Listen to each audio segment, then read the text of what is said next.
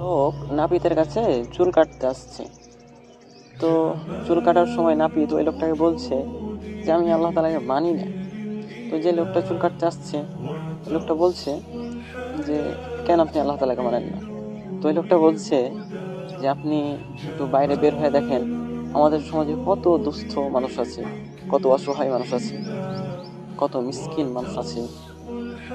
তো আল্লাহ তাআলা যদি সত্যি থেকে থাকে, তো এই দুস্থ অসহায় মানুষদের কষ্টগুলাকে কেন আল্লাহ তাআলা দূর করে দিচ্ছেন না?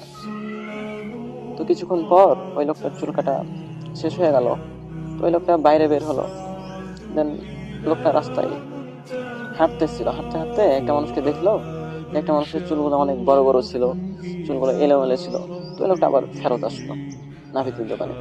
তো নাপিতের দোকানে এসে নাপিতকে বলছে, এই গ্রামে মনে হয় কোনো নাপিত নাই, আমি বিশ্বাস করি না যে এই গ্রামে কোনো নাপিত আছে।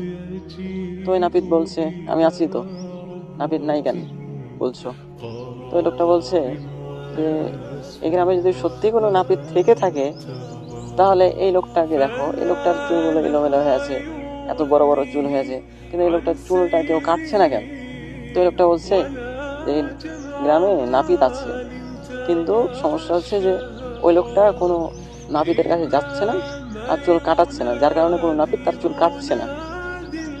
তো ওই লোকটা নাপিতটাকে বলছে, তুমি যেভাবে এই নাপিতের উত্তরটা তুমি দিলা, ঠিক তেমনই ভাবে আল্লাহ তাআলাও আছেন, কিন্তু যারা দুস্থ মানুষ, যারা অসহায় মানুষ, যারা কষ্টে আছে, ডিপ্রেশনে আছে, তারা আল্লাহ তাআলার কাছে যাচ্ছে না, আল্লাহ তাআলার কাছে চাচ্ছে না, যার কারণে আল্লাহ তাআলা তাদের কষ্টগুলোকে দূর করে দিচ্ছেন না।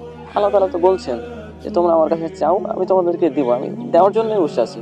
কিন্তু সমস্যা হচ্ছে আমরা চাইতে জানি না। আল্লাহ তাআলা তো বলছেন, তুমি আমার দিকে 1 হাত আসবা, আমি তোমার দিকে 10 হাত আসবো। তুমি আমার দিকে হেঁটে আসবা, আমি তোমার দিকে দৌড়ে আসবো, দৌড় দিয়ে আসবো। এখন আমরা চাইতে জানি না, এটা হচ্ছে আমার সমস্যা, আমাদের সমস্যা। এটা পুরোটাই আমাদের চিন্তা ভাবনার সমস্যা। আর আল্লাহ তাআলা দিবে না, আল্লাহ তাআলার কাছে নাই, এমন কিছু নাই। আল্লাহ তাআলা সব পারে, আর আমরা চাইতে জানি না, যার কারণে সমস্ত সমস্যা আমাদের মধ্যে আসছে।